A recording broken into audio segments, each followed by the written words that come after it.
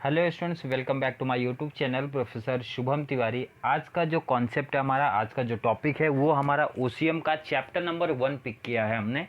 Chapter number 1 है हमने pick किया, जो आपका क्वेश्चन बैंक आपको मिला। देखिए, सबसे पहले हम लोग क्या करेंगे, जितने भी चैप्टर्स के क्वेश्चन है उसको कवर करेंगे।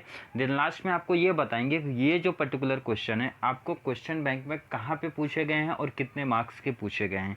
इसलिए आप वीडियो एंड तक देखिए। अगर आपने हमारे चैनल अभी तक सब्सक्राइब नहीं किया तो चैनल को सब्सक्राइब कीजिए एंड बेल आइकन को क्लिक कीजिए ताकि आने वाली वीडियोज़ की अपडेट आपको मिलती रहे। तो हमारा जो रिवीजन का सीरीज़ चालू हुआ है वो ऑलरेडी सेकंड चैनल जो हमारा एचएससी कॉमर्स पे है वहाँ पे भी चालू हुआ है। बट एचएससी कॉमर्स पे जो हमारा रिवीजन हम लोग कर रहे हैं वहाँ पे वो पर डे पर क्वेश्चन कवर किया वहाँ पे हम लोग ने। जैसे एग्जांपल मैंने बताया था कि फर्स्ट डे हम लोग ने कवर किया वहाँ पे distinguish, second day short notes, third day short notes, मतलब इस तरीके से वहाँ पे क्वेश्चन के बेस पे गए। और यहाँ पे हम लोग ये वाले चैनल पे किस के बेस पे जा रहे हैं, चैप्टर के बेस पे जा रहे हैं। और एंडिंग में आपको ये बताएंगे कि ये पर्टिकुलर जो भी चैप्टर्स के कितने क्वेश्चन आपको बनेंगे और कहाँ पे वो आपको ऑलरेडी पूछे जाएंगे। तो टॉपिक स्टार्ट करते हैं। सेक्शन 1 की बात करते हैं, प्रिंसिपल ऑफ मैनेजमेंट की बात करेंगे। यहाँ पे फर्स्ट चैप्टर ये आपका दिया गया है। फर्स्ट चैप्टर में आपको क्या क्वेश्चन, देखिए नेचर आपको दिया गया है, इंपॉर्टेंस भी आपका कैंसिल था बट आपको यहाँ पे क्वेश्चन बैंक में दिया गया तो ऑलरेडी आपको वहाँ पे करना पड़ेगा। हेनरी फ्यूल का प्रिंसिपल दिया गया, principle of scientific manager. Question last cut है, टेक्निक्स ऑफ साइंटिफिक मैनेजमेंट, ये आपका टॉपिक वहाँ पे क्या कर दिया गया, कैंसिल कर दिया गया। मतलब 4 क्वेश्चंस आपको यहाँ पे इस टॉपिक से बनते हैं। तो हम लोग डायरेक्टली आ जाते हैं क्वेश्चन पे। क्वेश्चन नंबर 1 की बात करते हैं। Explain nature of principal of management. अब ये जो क्वेश्चन आपको यहाँ पे है ये पूछा जाएगा, आपको शॉर्ट नोट्स में पूछा जाएगा। तो शॉर्ट नोट्स में लिखना कैसे हो मैं ऑलरेडी बता दूं। देखिए, जो आपका शॉर्ट नोट्स मतलब एक क्वेश्चन आपका क्वेश्चन नंबर ब्रीफ में पूछा जाता है एंड नीचे रहेगा अटेम्प्ट द फॉलोइंग रहता है। तो जो ब्रीफ वाला आपका 4 मार्क्स का है, 4 मार्क्स का है तो आपका मैंने स्टार्टिंग से ही बोला है कि 5 to 6 पॉइंट आपको यूज़ करना है। 5 to 6 पॉइंट आपको यूज़ करना है। और अगर आपका 5 मार्क्स का क्वेश्चन है तो 6 to 7 आप बोल सकते हो, 6 to 7 पॉइंट आपको यूज़ करना है। क्लियर है? 6 to 7 word, last maximum 8 point enough है। 5 मार्क्स की भी बात करो, वहाँ पे जो डिफरेंस रहेगा वो आप देखो कि अगर मैं ब्रीफ वाले की बात करता हूँ और ऑलरेडी एंडिंग में मैंने क्या बताया आपको, ऑलरेडी मैं बताऊँगा कि ये जो क्वेश्चन है, जो क्वेश्चन बैंक में आपको दिया गया वो किस बेस पे दिया गया, कितने मार्क्स का है, तो कितना आपको वहाँ पे ऑलरेडी लिखना है। मीनिंग की बात करते हो, नेचर ऑफ मैनेजमेंट तो चाहे ब्रीफ में आए चाहे शॉर्ट नोट्स में आए, 5 मार्क्स का है 4 मार्क्स का है, तो मीनिंग तो आपको वहाँ पे लिखना ही है। तो मीनिंग को देखिए, मैंने इजी आपको करने के लिए क्या किया, मैनेजमेंट का मीनिंग क्या किया, पॉइंट में कर दिया। तो बहुत सारे स्टूडेंट्स पॉइंट में ना करके बहुत सारे स्टूडेंट्स क्या करते हैं उसको कंटिन्यू लिखते हैं, तो वो भी कोई इशू नहीं, आप लिख सकते हो वैसा भी। मीनिंग देख लेते हैं क्या है। Management is an art, important चीज़ों को मैंने थोड़ा सा हाईलाइट किया गया। Management is an art as well as science, already आपको पता है। और मैनेजमेंट क्या है, management is an coordination and administration for the task to achieve goal. Management क्या है, कोऑर्डिनेशन है एंड एडमिनिस्ट्रेशन है, किस लिए, ताकि जो हमारा कंपनी ने, जो हमारी ऑर्गेनाइजेशन ने जो ऑब्जेक्टिव्स रखे थे उनको अचीव करने के लिए। नेक्स्ट मीनिंग देखिए आपको, management is a process of planning. Management क्या है, प्रोसेस है किसका, प्लानिंग का, ऑर्गेनाइजिंग का, motivating, leading, controlling all the resources of the organization. लेकिन जो ये रिसोर्सेस है, ये जो प्रोसेस किया जा रहा है, इसका रीज़न क्या है भाई, जो हमारी ऑर्गेनाइजेशन है वो क्या करना चाहती है, जो हमारे ऑब्जेक्टिव्स है, गोल हैं, उसको इफिशिएंटली एंड इफेक्टिवली उसको अचीवमेंट करना चाहती है। क्लियर हो गया। मैनेजमेंट लास्ट पॉइंट क्या बोला, management is not doing the work. Management काम थोड़ी ना करता है बट क्या करेगा, but getting the work, but काम करा के लेना है, but getting the work through the effort to others, मतलब अदर पब्लिक। मैनेजमेंट क्या करता है, मैनेजमेंट क्या बोलता है कि मैं काम नहीं करता बट हाँ दूसरों से काम करा के ले सकता हूँ। इट मोटिवेट्स अदर पब्लिक को, ये क्या करते हैं, मोटिवेट करते हैं to perform a specific job. तो यहाँ पे देखो ना, 4 पॉइंट्स करके मैंने यहाँ पे बनाया है, तो आप 4 में से कोई भी 3 यूज़ कर सकते हो। क्लियर हो गया। डिफाइन आपके ऊपर डिपेंड है, ब्रीफ में तो डिफाइन नहीं लिखना है बट अटेम्प्ट वाले में मीन्स 5 मार्क्स वाले में कोई भी एक डिफाइन अगर आपको याद होता है तो बेस्ट है, नंबर आपको अच्छा मिलेगा। अब यहाँ पे पॉइंट्स की बात की तो पॉइंट्स यहाँ पे देखो मैंने कितने सारे पॉइंट्स रखे हैं यहाँ पे, पॉइंट्स बहुत सारे। अब बहुत सारे स्टूडेंट्स को प्रॉब्लम है कोड वर्ड में याद रखना है, तो कोड वर्ड देखो यहाँ पे मैंने क्या यूज़ किया, पहले लिखा A2, A2 means applicable at all level and art as well science, A2 applicable at all level and art as well as science, applicable at all level and art as well as science. जिन्होंने अभी तक preparation नहीं किया है, और ध्यान देना यहाँ पे जो पॉइंट्स मैंने यूज़ किया, बहुत सारे स्टूडेंट ने क्या किया, टेक्स्ट बुक्स का यूज़ किया था, तो टेक्स्ट बुक से बाहर से भी मैंने बहुत सारे पॉइंट्स लिए हैं, और ये पॉइंट्स आप एग्जाम में लिख सकते हो, कोई इशू नहीं होने वाला है, मार्क्स आपको पूरा मिलने वाला है वहाँ पे।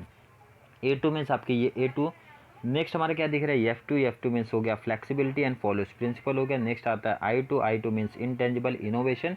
G3 आ रहा है, G3 means group activity, goal oriented, global application आ रहा है यहाँ पे। 3 पॉइंट्स हो गए।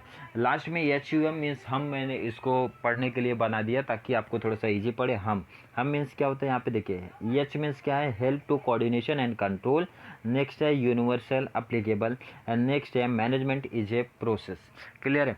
तो पॉइंट्स को मैं फटाफट कॉन्सेप्ट आपको सिर्फ बताते चलूँगा, क्योंकि रीड करूँगा तो वीडियो बहुत ही ज़्यादा लेंदी हो जाएगी। को रीड आप खुद से कर लेना, ऑलरेडी आपको कॉन्सेप्ट समझ में आएगा।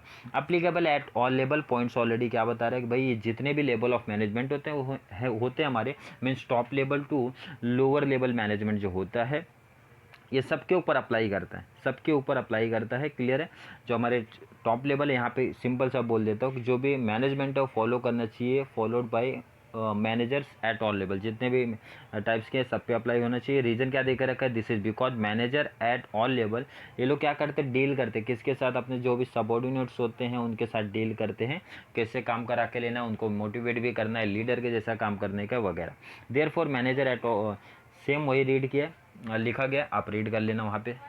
N art as well as science, management एक क्या है, आर्ट है, और एक क्या है, साइंस भी है। तो मैनेजमेंट आर्ट क्यों है, management is an art, reason लिखा गया है भाई क्योंकि ये कोई भी नहीं कर सकता, कुछ हमारे सर्टेन स्किल्स भी होने चाहिए। Essential for the good management का आपका essential are the unique to individual. और साइंस क्यों है, क्योंकि जो management is a science because it has organized body of knowledge, क्योंकि आपको नॉलेज भी चाहिए, हेंस मैनेजमेंट इज एन, मतलब साइंस का डिटेल यहाँ पे लिखा नहीं है, सिर्फ एक शॉर्ट में बता दिया कि नॉलेज की भी रिक्वायरमेंट होती है, इसलिए management is an art as well as science. क्योंकि कंटेंट बड़ा नहीं करना है तो शॉर्ट में यहाँ पे बता दिएगा। फ्लेक्सिबल मतलब क्या होता है आपको पता है, फ्लेक्सिबल मतलब होता है चेंजेस। मैनेजमेंट जो प्रिंसिपल है वो चेंजेस होते रहना चाहिए अकॉर्डिंग टू दी सिचुएशन, जो सिचुएशन चल रही है उसके बेस पे हम मैनेजमेंट को क्या रखना चाहिए, हमको फ्लेक्सिबल रखना चाहिए, ताकि उसमें हम लोग चेंज कर सके, उसमें हम लोग मॉडिफाई कर सकें। नेक्स्ट हमारा क्या, फॉलोज प्रिंसिपल को फॉलो करना पड़ेगा आपको। कौन से प्रिंसिपल की बात करें, जो हेनरी फ्यूल ने 14 प्रिंसिपल्स दिया था उसको फॉलो करने की बात कर रहे हैं यहाँ पे। उनको अगर कोई भी कंपनी फॉलो करती है तो जो भी कंपनी का ऑब्जेक्टिव्स रहेगा वो easily means effectively and efficiently achievement हो जाएगा। नेक्स्ट बात करते हैं इंटेंजिबल। तो मैनेजमेंट क्या बोलते हैं, मैनेजमेंट इंटेंजिबल है। इंटेंजिबल क्यों है, क्योंकि उसको हम लोग डायरेक्टली विजुअल नहीं कर सकते, मतलब डायरेक्टली टच नहीं कर सकते, देख नहीं सकते, बट हाँ रिजल्ट के थ्रू हमको पता चल सकता है। क्लियर है। और कौन से फॉर्म में रहेगा, तो देखो इधर 2 से 3 4 पॉइंट लिखा है। रिडक्शन इन वेस्टेज के फॉर्म में पता चलेगा, ऑप्टिमम यूज ऑफ रिसोर्सेज के फॉर्म में पता चलेगा, हायर एफिशिएंसी के मामले में पता चलेगा। तो एग्जांपल आप कोई भी यहाँ पे यूज़ कर सकते हो। नेक्स्ट अगर मैं क्वेश्चन पे जाता हूँ तो हमारा क्या था, इनोवेशन में आपको क्या याद रखना है, एग्जाम्पल देखो सिर्फ ये इतना याद रख लेना है। इनोवेशन मतलब होता है हमेशा कुछ नया करने की सोचना। न्यू एंड क्रिएटिव आइडियाज़ की बात करता है, न्यू एंड बेटर प्रोडक्ट की बात करता है, न्यू स्कीम्स की बात करता है, कॉस्ट इफेक्टिव प्रोसेस की बात कर रहे हैं। मतलब ये एग्जांपल याद रखना कि जो मैनेजमेंट है हमेशा इनोवेशन की सोचना चाहिए, इनोवेशन करते रहना चाहिए। Example new and creative ideas की बात करता है, हमेशा नए और क्रिएटिव आइडियाज़ आपको आने चाहिए, न्यू एंड बेटर प्रोडक्ट आपका होना चाहिए वगैरह। और इससे क्या रहता है कि हमारा जो कॉम्पिटिशन मीन्स कॉम्पिटिटिव वर्ल्ड है वो बना रहता है ऑलरेडी। और ऑब्जेक्टिव क्या होना चाहिए, देखो इधर highest efficiency at minimum cost. आपकी जो इफिशिएंसी है वो हायर होनी चाहिए, लेकिन जो कॉस्ट है वो भी हमको ध्यान में रखना है, मिनिमम रखना है हमको। यहाँ पे हो गया G3 की बात करते हैं। G3 में क्या याद रखा था आपने, group activity, goal oriented, global application या फिर एप्लीकेबल बोल सकते हो आप पे। ग्रुप एक्टिविटी नाम ही बता रहे हैं कि भाई ग्रुप एक्टिविटी, ग्रुप में लेके चलने का है। अगर ग्रुप में आप लेके चलते हो तो टीम स्पिरिट क्रिएट होती है, टीम स्पिरिट बनेगा तो भाई जो मैनेजमेंट है, जो एम्प्लॉयज़ के बीच में कोऑर्डिनेशन अगर प्रॉपर तरीके से रहता है, एक टीम वर्क बनेगा। टीम वर्क रहेगा तो जो भी कंपनी का ऑब्जेक्टिव है इजिली एंड इफिशिएंटली इफेक्टिवली तरीके से आपको अचीवमेंट हो जाएगा वहाँ पे।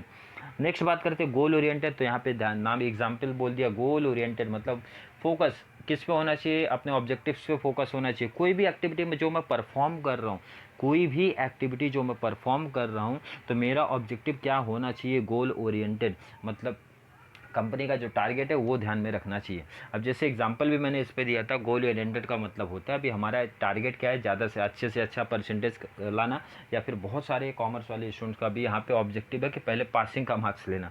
तो इनका ऑब्जेक्टिव क्या हो गया, तो कोई भी आप एक्टिविटी कर रहे हो, कोई भी काम कर रहे हो, तो फोकस किधर होना चाहिए आपका, कि मुझे इतना परसेंटेज लाना है या फिर मुझे इतना पासिंग करना है, उतना पासिंग करना पड़ेगा। तो आपको वो एक्टिविटी मतलब वो उतना तो प्रिपरेशन करना पड़ेगा। सेम मैनेजमेंट भी वही बोलता है, तुम्हारा जो भी एक्टिविटी कर रहे हो फोकस किस पे रखने का है, अपना फोकस अपने गोल पे रखने का है। ग्लोबल एप्लीकेशन का मतलब ये है सिंपल सा, कि जो मैनेजमेंट है वो ग्लोबल एप्लीकेशन है, मतलब कोई भी एक कंट्री तक ही ये, इसको रिस्ट्रिक्शन नहीं दिया गया है, ये हर कंट्री में ऑलरेडी अप्लाई किया जाता है। जो भी इसके प्रिंसिपल्स है हर कंट्री में अप्लाई किए जाते हैं, मतलब इनको किसी भी कंट्री तक या फिर कुछ कंट्री तक इसको रिस्ट्रिक्शन नहीं दी गई है। लास्ट में क्या पढ़े थे हम लोग, ये हमारा हो गया A2, F2, I2, G3। Last में हम पढ़े थे, हम मीन्स होता है यूनिवर्सल एप्लीकेबल का मीन्स यहाँ पे सिंपल से ये बता दूँ मैं, कि कोई भी नेचर ऑफ बिजनेस हो, कोई भी साइज ऑफ बिजनेस हो, मैनेजमेंट के जो रूल्स एंड रेगुलेशन है जो आप पढ़ते हो, जो भी इसके प्रिंसिपल हैं, मैनेजमेंट हर जगह आपको अप्लाई होने वाला ही है। इसमें कोई प्रॉब्लम नहीं है कि कौन से साइज का बिजनेस है, कौन से नेचर ऑफ बिजनेस है। Help to coordination and control use कर सकते हो। हेल्प टू कोऑर्डिनेशन, मैनेजमेंट क्या करता है, कोऑर्डिनेशन में हेल्प करता है, एंड कंट्रोल में कंट्रोलिंग में भी ऑलरेडी हेल्प करता है। लास्ट पॉइंट देखते हैं, मैनेजमेंट इज ए प्रोसेस। तो मैनेजमेंट कौन सा प्रोसेस है, मैनेजमेंट कौन सा प्रोसेस है भाई, मैनेजमेंट कंटिन्यूस प्रोसेस है। क्यों, क्योंकि कंटिन्यूस चलते रहता है। पहले किसी भी एक्टिविटी का प्लान होता है, देन ऑर्गेनाइजिंग होता है, फिर उसका डायरेक्टिंग होता है, स्टाफिंग होता है, कोऑर्डिनेटिंग होता है, कंट्रोलिंग होता है, फिर कंप्लीट हो जाएगा तो फिर देन रिटर्न फिर से चालू हो जाएगा, प्लानिंग ऑर्गेनाइजिंग, मतलब ये कंटिन्यू चलते रहता है। टोटल देखो ना, नंबर ऑफ पॉइंट्स की अगर मैं बात करूँ तो 12 पॉइंट्स यहाँ पे लिखा है। 12 में से मैंने क्या बताया, मैक्सिमम अगर 5 मार्क्स का भी रहेगा तो आपको कितना करना है, आपको मैक्सिमम 8 पॉइंट्स करना है। और अगर शॉर्ट नोट्स में रहा, मीन्स ब्रीफ वाले में रहा, तो आपको मैक्सिमम 6 पॉइंट इनफ रहेगा। क्लियर है, मैंने क्या बोला, वीडियो के एंड में, चैप्टर्स के एंड में ऑलरेडी मैं वहाँ पे ऐड करूँगा कि आपका जो इंपॉर्टेंस क्वेश्चन बैंक दिया था, ये चैप्टर कितना मार्क्स आपको वहाँ पे कवर करने वाला है। चलिए नेक्स्ट बात करते हैं, एक्सप्लेन द सिग्निफिकेंस या फिर importance of principal of management. तो ये चीज़ आप देखोगे कॉमन दिख रहा है, मैनेजमेंट का मीनिंग आपको कॉमन लिखना है। डिफाइन याद हुआ तो बेस्ट है, मैंने बोला उसका मार्क्स अच्छा रहेगा, एक प्रेजेंटेशन अच्छा बनता है हमारा। इंपॉर्टेंस भी इसी को बोलते हैं, सिग्निफिकेंस भी इसी को बोलते हैं, नीड भी इसी को बोलते हैं। कोई भी नाम आपको एग्जाम में याद रखना है। कोड वर्ड क्या दिख रहा है आपको, T43REIO। T4 क्या है, T4 से देखो आपको, मतलब 3 पॉइंट्स ऐसे हैं जो आपके टी से बनते हैं। T4 मैंने क्यों यूज किया, देखो इधर पे, इनोवेशन, बेटर रिलेशन, मोटिवेशन। ये बच्चे साथ में याद करते हैं, क्योंकि देखो यहाँ पे TION आपको यहाँ पे दिख रहा होगा, TION,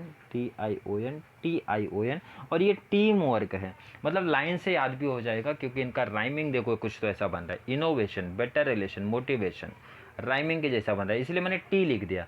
और 4 क्यों लिखा, क्योंकि एक न्यू पॉइंट भी आ गया, टीम वर्क। तो T4 में क्या याद रखना है, innovation, better relation, motivation and team work. Clear हो गया। 3R मतलब 3 पॉइंट्स इनके ऐसे भी है जो R से क्रिएट होते हैं, जैसे रिडक्शन इन वेस्टेज की बात कर रहे हैं, रिडक्शन इन लेबर टर्नओवर की बात कर रहे हैं, रिडक्शन इन एब्सेंटिज्म की बात कर रहे हैं यहाँ पे। EIQ क्या है भाई, E मीन्स हमारा इफिशियंसी, हायर इफिशियंसी होना चाहिए। I मीन्स क्या बात कर रहे हैं यहाँ पे, इमेज की बात कर रहे हैं, कॉर्पोरेट इमेज।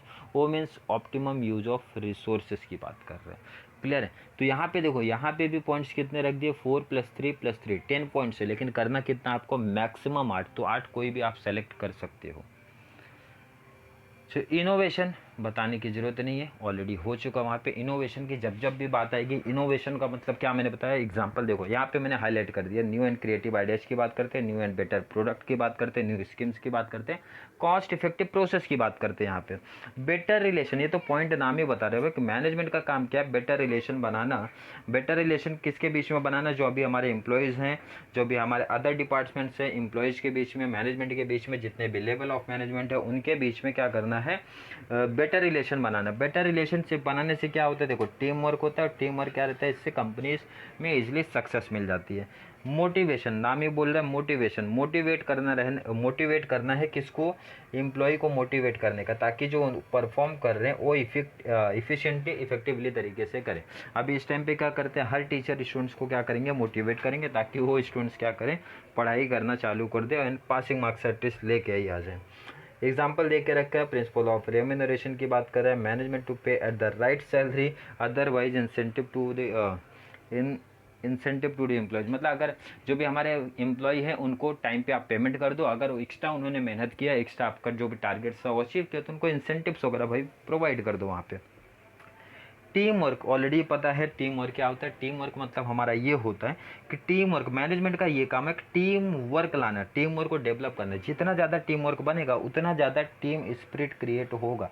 टीम स्पिरिट मतलब एकजुट होने की, हो के काम करने का उनका मन करेगा, और इससे क्या रहेगा, जो हमारे ऑब्जेक्टिव्स रहेंगे वो इजीली तरीके से अचीवमेंट हो जाएंगे। कॉर्पोरेट इमेज मतलब होता है, मैं बोल सकता हूँ एक तरीके का goodwill.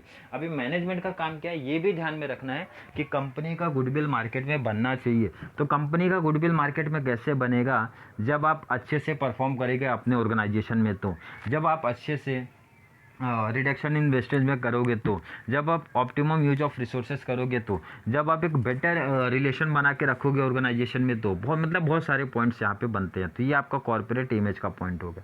Optimum use of resources, जो हमारे पास रिसोर्सेस है उसको कैसे प्रॉपर तरीके से यूटिलाइजेशन करना है, मीन्स बेस्ट पॉसिबल यूज हमको करने का है, ये पॉइंट बताता है ऑप्टिमम यूज ऑफ रिसोर्सेज। जो रिसोर्सेज हमारे पास अवेलेबल हैं उसको हम लोग को क्या करना है, प्रॉपर तरीके से यूज़ करने का है। रिडक्शन इन वेस्टेज जो हमारे होते हैं उसको क्या करना है, हमको ट्राई करना है कि ज़्यादा से ज़्यादा रिड्यूस करो। जितना ज़्यादा आप रिड्यूस करोगे उतना ज़्यादा कंपनी में हायर रिटर्न होता है, मीन्स ज़्यादा रिटर्न कंपनी को होता है। रिडक्शन इन लेबर टर्नओवर का मतलब ये होता है सिंपल सा, हमारे जो पुराने वर्कर थे उनको निकाल के उनकी जगह पे दूसरे वर्कर को लाना, मतलब जो पुराने वर्कर हैं उनको निकाल के दूसरे लोगों को लाना। तो ये बोलता है कि रिडक्शन होना चाहिए। अगर आप इस तरीके की किसी कंपनी में ज़्यादा हो रहा है, पुराने वर्कर को निकाल के न्यू वर्कर को ला रहे हो, तो ये कंपनी के लिए, मतलब जो हमारी ऑर्गेनाइजेशन है उसके लिए लॉस रहेगा यहाँ पे। क्यों यहाँ पे, क्योंकि रिस्क बढ़ जाता है। न्यू वर्कर्स आएंगे तो उनको ऑलरेडी आपको काम सिखाना पड़ेगा, एक्सपीरियंस नहीं है, नॉलेज नहीं है वगैरह, बहुत सारे डिसएडवांटेज यहाँ पे क्रिएट होते हैं। रिडक्शन इन एब्सेंट के बारे में बोल रहे हैं, एब्सेंट नहीं होना। एब्सेंट मीन्स क्या होता है, यहाँ पे सिंपल सा हाईलाइट किया, जब जो एम्प्लॉय है विदाउट परमिशन के क्या हो जाते हैं, एब्सेंट हो जाते हैं। ज़्यादा एब्सेंटेज आप करोगे तो इससे ऑर्गेनाइजेशन को मीन्स लॉस रहेगा कि आप जो भी टारगेट दिया गया वो प्रॉपर अचीवमेंट नहीं हो पाएगा। तो यहाँ पे ट्राई ये करना है कि ज़्यादा से मीन्स कम से कम एब्सेंट रहना है। लास्ट है हायर एफिशिएंसी का सिंपल सा मतलब ये कि ज़्यादा से ज़्यादा इफिशियंसी आपको दिखाना है। जितना ज़्यादा इफिशियंसी दिखाएंगे उतना ज़्यादा आपका रिटर्न ऑफ कॉस्ट होएगा, मतलब रहेगा। एंड जो आपका कॉस्ट है वो भी क्या होने वाला है, higher return at reduce cost, मतलब रिटर्न आपको ज़्यादा मिलेगा लेकिन कॉस्ट क्या रहेगा, मिनिमाइज कॉस्ट रहेगा यहाँ पे। क्लियर हो गया कि नहीं भाई, हायर इफिशियंसी। इसमें एग्जांपल भी आप देख सकते हो, सिंपल सा एग्जांपल ये है, आप जितना ज़्यादा एफर्ट अभी डालोगे, जितना ज़्यादा पढ़ाई करोगे, उतना बेनिफिट आपके रिजल्ट में आपको दिखने वाला है। क्लियर हो गया, तो अच्छा रिटर्न मिलेगा, हायर रिटर्न मिलेगा, ज़्यादा परसेंटेज मिलेगा, और कॉस्ट का मतलब एग्ज़ाम टाइम पे जो आप प्रिपरेशन कर रहे हो अच्छे तरीके से। तो यहाँ पे ये भी पार्ट आपका हो जाता है क्लियर। नेक्स्ट आता है एनी 5 प्रिंसिपल्स ऑफ मैनेजमेंट। लेकिन अब यहाँ पे ये क्वेश्चन बैंक पे आप देखोगे एनी 8 प्रिंसिपल की बात किया था। कोई भी 8 प्रिंसिपल आप लिखो, लॉन्ग आंसर में पूछा है, शॉर्ट नोट्स में तो पूछा ही नहीं इन्होंने, तो आपको क्या करना है, कोई भी 8 कर लेना है। चलिए अब यहाँ पे क्या देखो, यहाँ पे थोड़ा सा डिटेल आपको बताना है कि ये जो 14 प्रिंसिपल्स है किसने दिया था, तो ऑलरेडी आपको पता है ये किसने दिया गया है, सॉरी हेनरी फ्योल ने दिया था, नाम दिख रहा होगा, हेनरी फ्योल ने दिया था, डेवलप किया था इन्होंने। बुक का नाम देखिए यहाँ पे हाईलाइट किया मैंने, industrial and general administration. Clear है, इसीलिए इनको क्या बोला जाता है, rightly treated as father of modern management, याद रखना है यहाँ पे इंपॉर्टेंट। और कौन से ईयर में दिया था, 1916 में उन्होंने फ्रेंच में दिया था, बट उसको जो कन्वर्ट किया गया था इंग्लिश में 1930 में, बट एग्जाम में आपको 1916 ही लिखना है। क्लियर है, तो ये आपको यहाँ पे याद रखना है।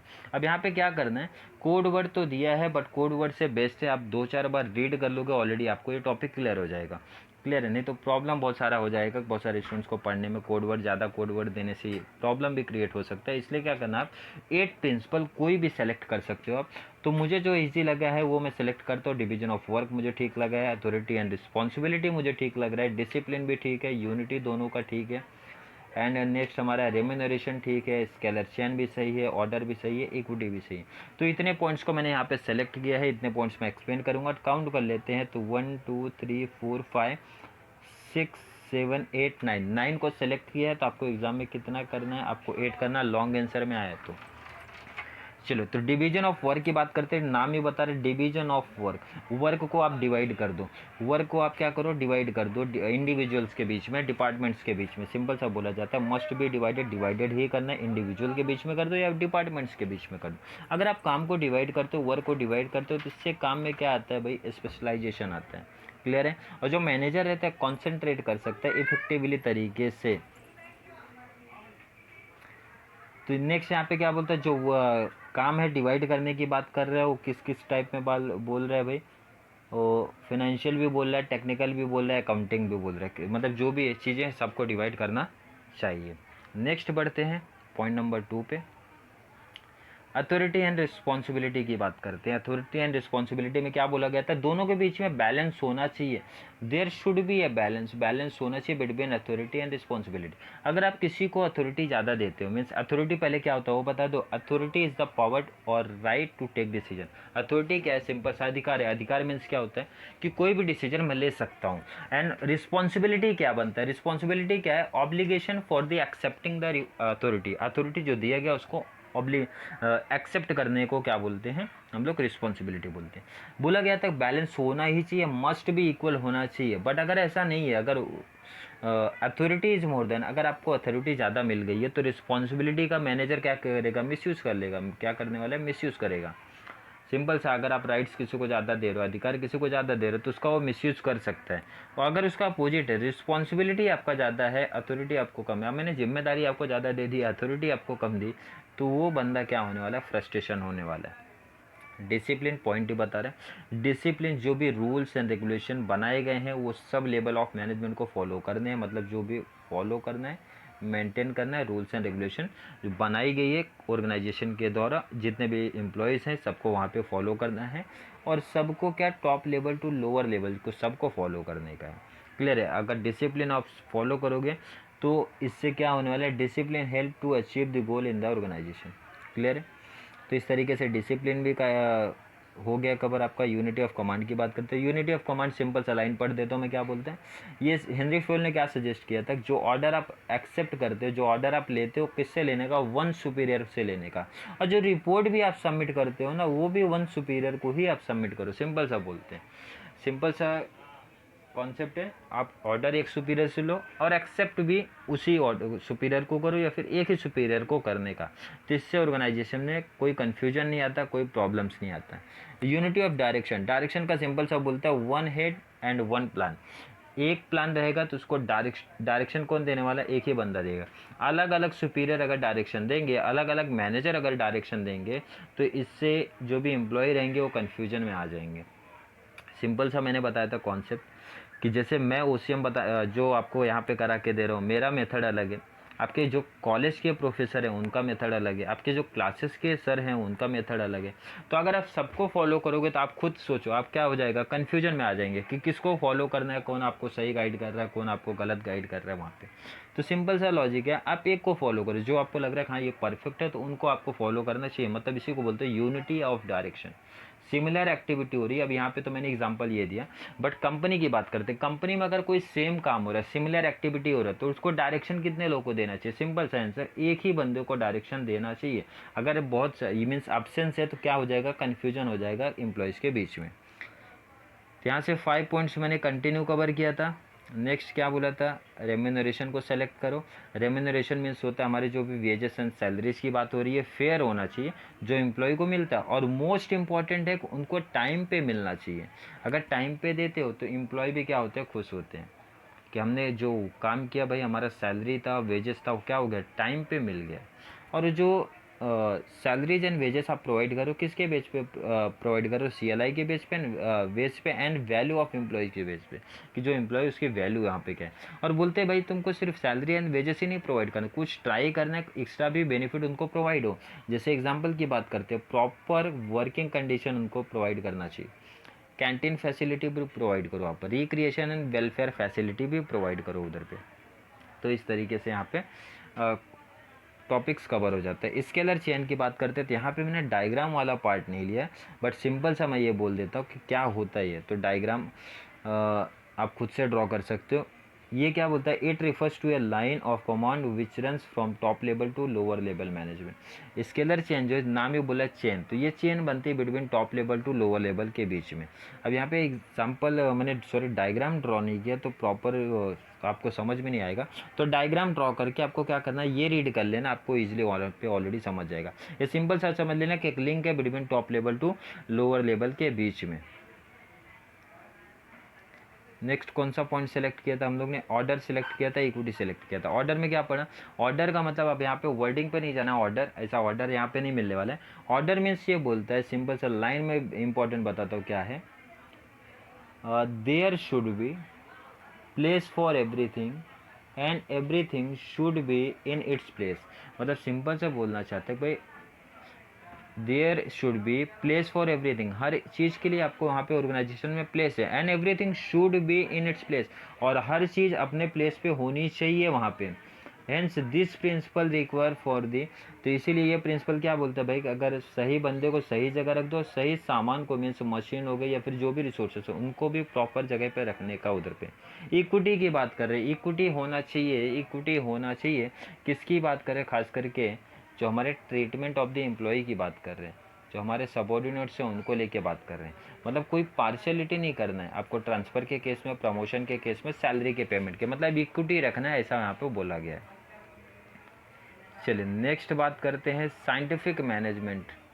इस चैप्टर का शॉर्ट नोट्स देखेंगे तो लास्ट ये बनता है हमारा।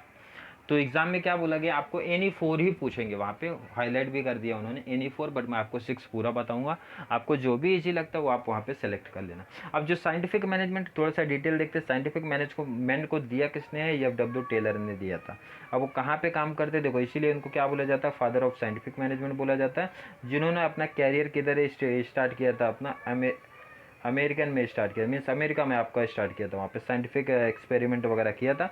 तो उन्होंने क्या किया, कुछ प्रिंसिपल दिया, जो आपका मैनेजमेंट है वो सिर्फ मैनेजमेंट मतलब कॉन्सेप्ट के बेस पे नहीं चलता, कुछ साइंटिफिक रूल्स एंड रेगुलेशन भी वहाँ पे अप्लाई होते हैं। अब इन्होंने क्या दिया था देखो, इसका कोडवर्ड मैंने यहाँ पे लिखा है S2M2CD, S2M2CD, S2M2CD means 2 point S से बन रहे हैं, जिससे science not rule of thumb, कि जो भी मैनेजमेंट है वो साइंस के बेस पे चलता है, नॉट रूल ऑफ थंब के बेस पे चलता है। साइंस की बात क्यों कर रहे हैं यहाँ पे, तो ये बोलते हैं पहला कि जो भी हम लोग को देखने का है,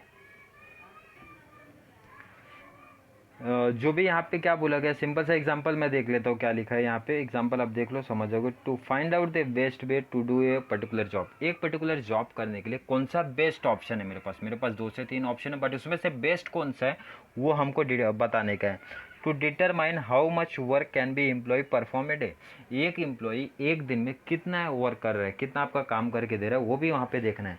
to calculate the time required for each job by observing the employ, हर एम्प्लॉय को देख के आपको एक एवरेज निकालना है, ये ऑब्जर्व करना है कि एक बंदा एक दिन में कितना टाइम कर सकता है। मतलब यहाँ पे देखिए ना, ये सब साइंस की चीज़ें हैं, फैक्ट्रीज वगैरह में ये सब चीज़ें ज़्यादा अप्लाई होती हैं प्रैक्टिकल, तो आप देखेंगे ये सब एग्जांपल्स यहाँ पे रखे गए, तो आप रीड कर लेना इधर पे।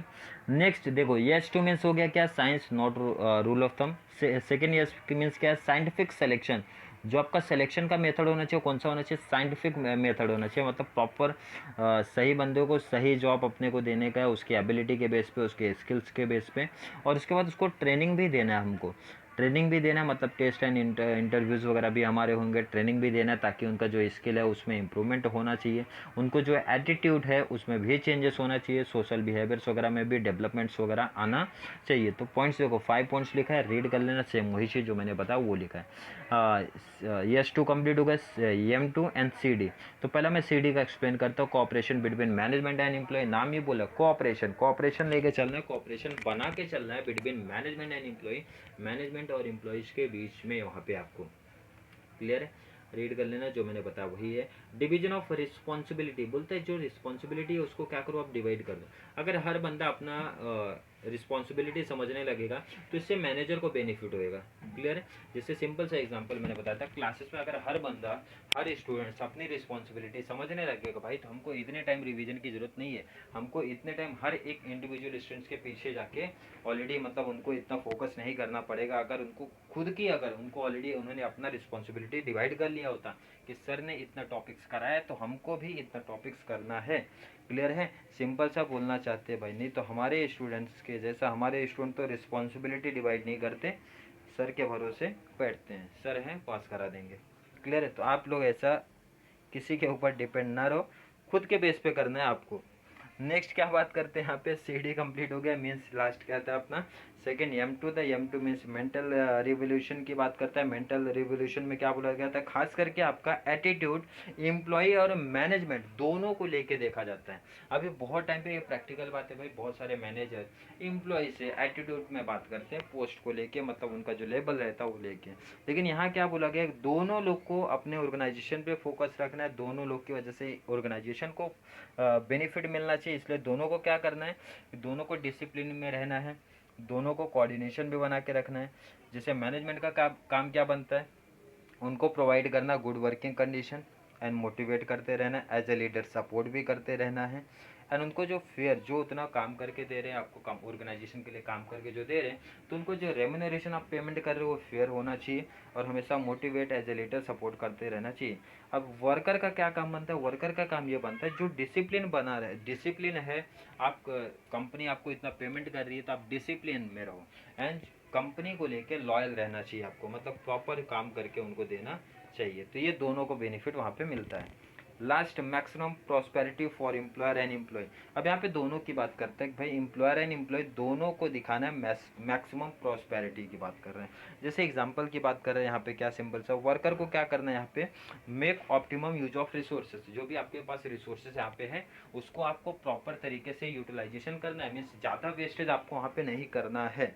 क्लियर है, और मैनेजमेंट एंड वर्कर दोनों का फोकस क्या होना चाहिए, मेरा मैक्सिमम आउटपुट, ज़्यादा से ज़्यादा हम दोनों को क्या करना, आउटपुट करने का है। तो ये दोनों के ऊपर डिपेंड करता है यहाँ पे।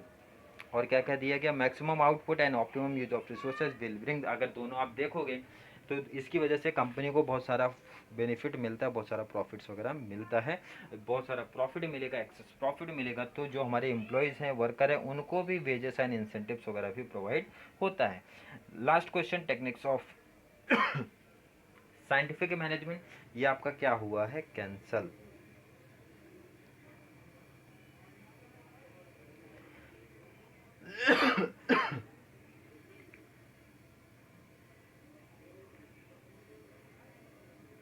ये भी कैंसिल है आपका, ये भी कैंसिल है। चलिए, अब जस्टिफाई में बहुत स्टूडेंट को तकलीफ था, बहुत स्टूडेंट को प्रॉब्लम था, सर कैसे लिखना है, क्या करना है, ऑलरेडी मैं यहाँ पे कवर करता हूँ आपका ये। और सबसे इजी क्वेश्चन अगर मैं बात करूँ, बहुत सारे ऐसे स्टूडेंट हैं जिन्होंने अभी तक कुछ नहीं किया बट जस्टिफाई में प्रॉब्लम आ रही है, तो सबसे इजी मार्क्स आपको कहाँ मिलने वाला है, जस्टिफाई में मिलने वाला है। वो कैसे, आप ये देखो, जिन स्टूडेंट ने पहले से ही प्रिपरेशन करके रखा है बेस्ट है, बट जिन्होंने अभी तक नहीं किया तो उनको मैंने क्या बोला, एग्ज़ाम में आपको खाली नहीं रखना है। क्वेश्चन क्या है, जस्टिफाई में आपको तो डायरेक्टली आंसर लिखना पड़ता है, उसका रीज़न देना पड़ता है। अब कितने पॉइंट्स लिखना है, ये सबसे बड़ा डाउट है। अब यहाँ मैं बता देता हूँ पहले पॉइंट्स की बात। तो 4 पॉइंट्स लिखना है आपको, क्लियर है। अगर आप पॉइंट्स बड़े लिखते हो तो, लेकिन मैंने यहाँ पे छोटे पॉइंट्स का यूज़ किया, तो मैंने यूज़ किया 8 पॉइंट्स। आपके ऊपर डिपेंड है, मैंने क्या बोला, पॉइंट्स बड़े लिखते हो 4 पॉइंट्स यूज़ करना है, छोटे पॉइंट जैसे मैंने लिखा है तो 8 पॉइंट्स लिखना है। तो मैंने 8 पॉइंट को प्रेफर किया है, तो आपके ऊपर डिपेंड है, आप 4 भी ले सकते हो। 4 लोगे तो क्या करना पड़ेगा आपको, ये 2 पॉइंट्स मिला के आपको एक करना पड़ेगा। जैसे ये पॉइंट्स देखो, आपको एक ही लाइन में दिख रहा है, तो एक लाइन का कोई पॉइंट नहीं होता, बहुत सारे देखोगे अभी आप ही यहाँ पे दिख रहे होंगे, छोटे छोटे पॉइंट्स दिख रहे हैं यहाँ पे। तो इस तरीके का क्या होता है, इतने छोटे पॉइंट्स बनते नहीं हैं, तो इसीलिए मैंने क्या किया, पॉइंट्स को सीधा डबल कर दिया। अब ध्यान देना, जिसका पहले से प्रिपरेशन है वो तो सेम यही आंसर लिखने वाले हैं। क्या करने का, ये आंसर लिखने का। क्लियर है। Management principle of management are flexible in nature, तो ट्रू है, क्योंकि फ्लेक्सिबल वाला पॉइंट आपने ऑलरेडी पढ़ा था। फ्लेक्सिबल वाले पॉइंट में आपने क्या पढ़ा था कि मैनेजमेंट जो है वो फिक्स नहीं होता, मीन्स रिजिड नहीं होता, उसको फ्लेक्सिबल हम लोग कर सकते हैं, फ्लेक्सिबल नेचर के रहते हैं, मतलब उसमें हम लोग चेंज कर सकते हैं, उसमें मॉडिफाई कर सकते हैं, जो भी हमारी सिचुएशन है उसके बेस पे, ऐसा हम लोग ने वहाँ पे देखा था। बट कन्फ्यूजन है कैसा लिख रहे, तो देखो जिन्होंने क्या बोला, मैंने पूरा प्रॉपर पढ़ा है वही लिखो, बट जिन्होंने अभी तक कुछ नहीं किया जस्टिफाई में, तो उनके लिए सिंपल सा सजेशन बोलता हूँ। देखो टॉपिक कौन सा है आपका, मैनेजमेंट है, टॉपिक क्या है आपका, मैनेजमेंट है। तो आप क्या करो, कितने, मैं 8 पॉइंट के अकॉर्डिंग बता रहा हूँ आपको। तो आपने मैनेजमेंट का मीनिंग तो पढ़ा है, कितना पॉइंट पढ़ा था सर, छोटा छोटा आपने बोला था 4 पॉइंट उधर है। तो 4 पॉइंट आप किसका लिख दो, मैनेजमेंट का लिख दो। और 4 पॉइंट किसका लिखोगे, फ्लेक्सिबल का। तो फ्लेक्सिबल का पॉइंट किधर से बनेगा, इसमें से, ये जो आपको यहाँ पे दिख रहे हैं इसमें से कोई भी आपको 4 पॉइंट सेलेक्ट करना है इधर से, कोई भी 4 जो आपको इजी लगता है, क्योंकि ऑलरेडी देखो टॉपिक मैं बता दिया हूँ, फ्लेक्सिबल है, फ्लेक्सिबल है, क्यों है, क्या है, रीजंस मैंने बता दिया। मतलब 4 पॉइंट्स आपका मीनिंग प्लस 4 पॉइंट्स आपका ये फ्लेक्सिबल वाला पॉइंट आप करोगे, कंप्लीट हो जाएगा, मतलब 8 पॉइंट्स आपका ऑलरेडी हो गया। ये मैं किन की बात कर रहा हूँ, जिनका अभी तक जस्टिफाई नहीं क्लियर हुआ उनकी मैं बात कर रहा हूँ यहाँ पे। क्लियर है, तो ये टॉपिक, ये कॉन्सेप्ट आपका हो गया क्लियर। चलिए अगले क्वेश्चन की बात करते हैं। मैनेजमेंट प्रिंसिपल आर हेल्पफुल, ये देखोगे आप तो ये आपको क्या किया गया है, क्वेश्चन बैंक में नहीं दिया गया, तो इसको हम लोग यहाँ पे नहीं कवर कर रहे। बट अगर करना है तो सेम वही चीज़ बोलूँगा, मैनेजमेंट 4 पॉइंट्स आप रेडी करो। किसकी बात कर रहे हो, ऑप्टिमम यूज ऑफ रिसोर्सेज, तो इसमें से कोई भी एनी 4 पॉइंट्स को आपको सेलेक्ट कर लेना है। अब ये मतलब ये क्वेश्चन बैंक में नहीं दिया तो आपको इसको नहीं करना है। नेक्स्ट बात करते हैं, principle of equity is important. Same देखिए, अब यहाँ पे मैंने क्या बोला, इक्विटी इंपॉर्टेंट है हम लोग को पता है, लेकिन इक्विटी के बेस पे आप कोई भी इतने बड़े मीन्स 8 पॉइंट्स बना सकते हो क्या, नॉट पॉसिबल। तो यहाँ पे आपको सिंपल सा क्या करना है, 4 पॉइंट्स मीनिंग कर दो, 4 नहीं तो देखो 3 कर दो, और प्लस 4 to 5 पॉइंट्स यहाँ से सेलेक्ट कर लो। अब इक्विटी का डिटेल मैंने ऑलरेडी बता दिया। इक्विटी मीन्स क्या करना है हम लोग को, अपने जो भी हमारे एम्प्लॉयज़ है उनके साथ क्या रहना है, kind, fair, justice, equal treatment करने का है, मतलब उनके साथ कोई पार्शलिटी नहीं होना चाहिए। तो इसमें से कोई 4 to 5 पॉइंट आप सेलेक्ट कर लो एंड 3 to 4 पॉइंट वहाँ से बना लो, मतलब टोटल 8 पॉइंट। अगर पॉइंट छोटे लग रहे, इजी लगा, अब इसमें कैसा इजी था, तो बहुत सारे स्टूडेंट ने क्या किया हमारे क्लास में कि यही सेम पढ़ा, तो बेस्ट है, तब तो मैंने बोला सबसे बेस्ट मार्क्स मिलेगा वहाँ पे। बट जिसका नहीं हुआ तो क्या करेंगे, तो खाली तो रखना नहीं है, तो उस केस में क्या उनको सजेशन मैंने दिया, 3 to 4 पॉइंट्स आप यूज़ करो मीनिंग का, 3 to 4 पॉइंट्स तो यहाँ से एटलीस्ट करना ही पड़ेगा, क्योंकि टॉपिक तो वही है ना भाई। क्लियर, तो फर्स्ट चैप्टर से हमारा क्या हो गया, जस्टिफाई भी क्लियर हो गया, ये सब तो कट है यहाँ पे, केस की बात यहाँ पे नहीं कर रहे हैं। एक्सप्लेन द फॉलोइंग कॉन्सेप्ट, ये सब कट है आपका, ये सब कट है। ऑब्जेक्टिव्स तो ऑलरेडी आपको क्वेश्चन बैंक का ही करना है।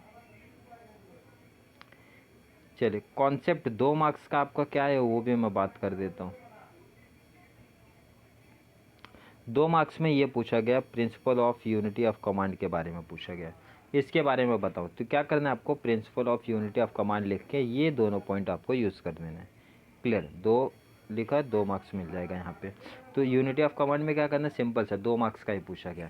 और लास्ट में मैं क्या कर देता हूँ, आपको वीडियो के एंड में ऑलरेडी ऐड कर देता हूँ कि ये चैप्टर से आपके मतलब कौन सा क्वेश्चन किधर पूछा गया है, और ऑलरेडी मैंने सब क्वेश्चन ऑलरेडी आपके यहाँ पे क्या करा दिए।